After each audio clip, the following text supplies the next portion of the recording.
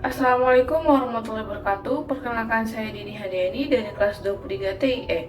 Pada kesempatan kali ini saya akan menjelaskan mengenai bagaimana menampilkan data yang berasal dari file JSON. Pertama-tama saya telah membuat sebuah latihan sebelumnya. Seperti yang dapat dilihat, data yang ditampilkan merupakan data yang berasal dari file JSON. Di sini juga dapat melakukan search dan juga pemfilteran. Selanjutnya saya juga telah membuat sebuah latihan menggunakan tema Animal Center atau bertemakan kucing. Nah, pertama-tama saya telah menambahkan sebuah file JSON yang terdiri dari 20 data bertemakan Animal Center khusus kucing. Seperti yang dapat dilihat sendiri, data-data ini memiliki 9 atribut, di mana 3 atribut diantaranya itu memiliki nested struktur. Seperti yang dapat dilihat, itu berupa appearance, care, dan juga personality. Nah, setiap atribut ini nantinya akan dipanggil pada komponen yang ada untuk menampilkan data melalui nama-nama atribut ini. Selanjutnya saya sudah membuat sebuah komponen bernama Animal Information. Nah, file JSON tadi itu dapat diakses dengan melakukan import. Seperti contoh, di sini terdapat import data from JSON information JSON. Nah, pada bagian ini, data sendiri merupakan nama variabel yang nantinya akan digunakan dalam pemanggilan data menggunakan map di JavaScript untuk menampilkan setiap item dalam array-nya. Nah, pada hal ini perlu diingat jika data JSON, framework data diawali dengan array dengan tanda kurung siku, maka pemanggilan itemnya bisa langsung dilakukan setelah map. Sedangkan jika data JSON yang diawali dengan objek kurung kurawal, maka kita harus mengakses array-nya terlebih dahulu menggunakan pemanggilan map dan mengakses itemnya.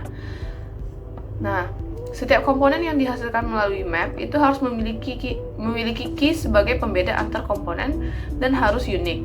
Key ini diperlukan oleh React untuk mengoptimalkan rendering dan menghindari rendering yang tidak perlu. Jika komponen tersebut tidak memiliki key, maka akan muncul warning atau pesan error. Nah, pemanggilan data yang berada dalam nested struktur itu dapat diakses dengan cara mengakses properti dalam objek menggunakan dot notation atau titik. Sedangkan data teks yang ada di setiap item itu merupakan data array, sehingga untuk mengaksesnya juga menggunakan map, sehingga pemanggilannya dilakukan seperti ini. Seperti yang dapat dilihat. Nah, selanjutnya adalah search dan filter. Nah, pada bagian ini saya telah menambahkan fitur pencarian dan pemfilteran sehingga komponen dapat menjadi lebih interaktif. Nah, inputan search dan filter sendiri saya jadikan sebagai reusable component. Seperti yang dapat dilihat, ini saya panggil dan saya lakukan import pada bagian atas. Ini search bar nih.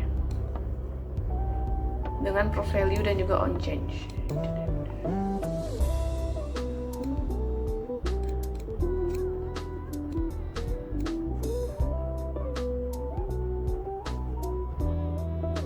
Di sini state dan onChange itu akan dipanggil secara lebih general dengan melakukan inisiasi data form terlebih dahulu, seperti yang dapat dilihat. Data form ini dapat berisi banyak state beserta default value-nya. Di sini saya terdapat 4 stage, yaitu search term dan select tag yang terdapat 3. Nah, lalu kita melanjutkannya dengan melakukan inisiasi handle perubahan nilai untuk form inputan, sehingga hanya perlu menambahkan property name agar React tidak kebingungan menentukan inputan dan on change menjadi handle change. Seperti contoh, di sini saya menambahkan property name untuk setiap select tag dan juga on change menjadi handle change. Lalu selanjutnya ada responsive dan juga grid design. Nah, responsive design itu adalah teknik desain web agar tampilan website itu dapat menyesuaikan berbagai ukuran layar seperti mobile, tablet, dan juga desktop. Di sini Tailwind sendiri itu mendukung responsive design dengan menerapkan beberapa breakpoint yang sudah ditetapkan. Seperti yang dapat dilihat pada link berikut.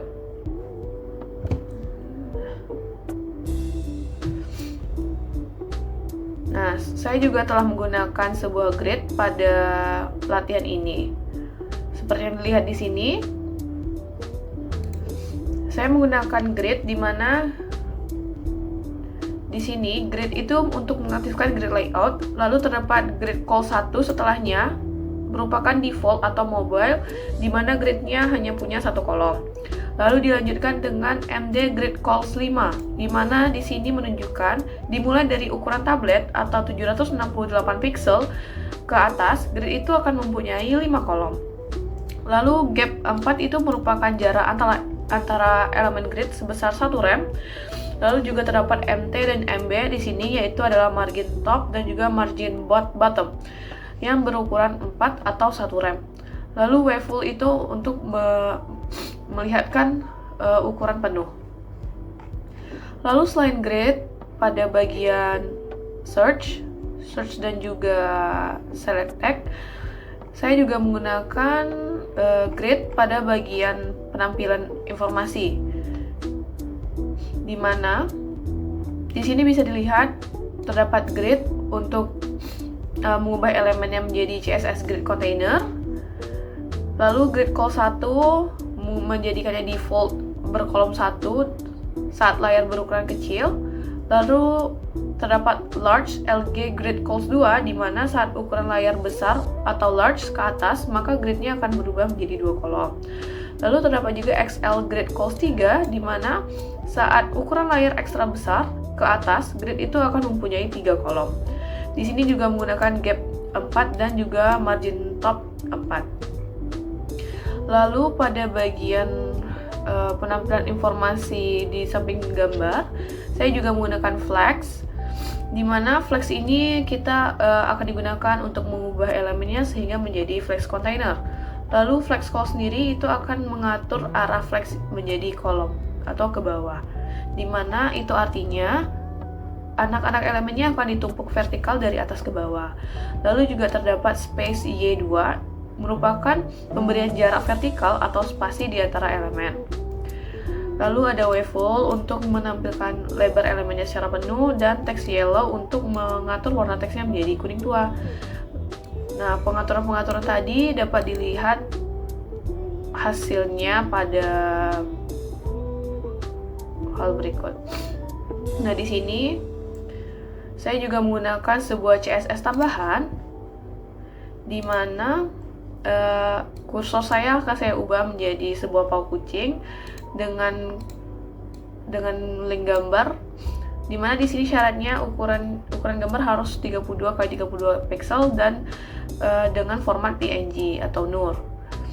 Nah, sini saya juga menambahkan header dan footer, dan saya menambahkan container, overlay, dan juga warna teks untuk bagian gambar, sehingga saat kursor mengarah ke gambar, nantinya akan muncul sebuah kata seperti yang dapat dilihat pada video.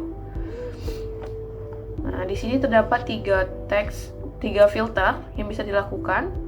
Seperti contoh, nih, kok melakukan pencarian, lalu kita short female. Nah, ini terdapat kondisi pada bagian state, di mana jika semua kondisi itu bernilai true, maka dia akan menampilkan data yang sesuai seperti yang dapat dilihat. Nah,